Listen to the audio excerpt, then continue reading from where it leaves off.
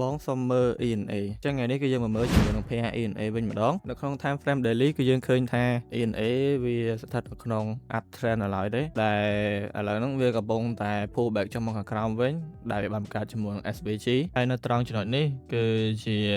POI ហើយនិង demand zone បច្ចុប្បន្នហើយនៅត្រង់ចំណុចនេះក៏មាន bullish SVG មួយដែរចឹងយើងមកមើលជាមួយនឹង time frame 1 ម៉ោងវិញម្ដងចឹងនៅក្នុង time frame 1 ម៉ោងគឺយើងឃើញថាវាបានធ្លាក់ចុះមកខាងក្រោមនេះ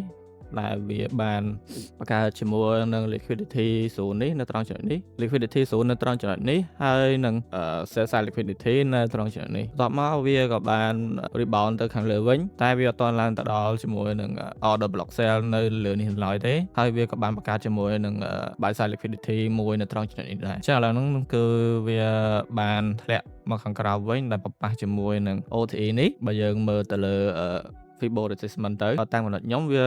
អាចនឹងមកយកជាមួយនឹង sell side នេះហើយវាបន្តចុះមកប៉ះជាមួយនឹង demand zone ឬក៏ OTE នៅក្នុង time frame daily ទៅវាឡើងទៅខាងលើវិញឬក៏វា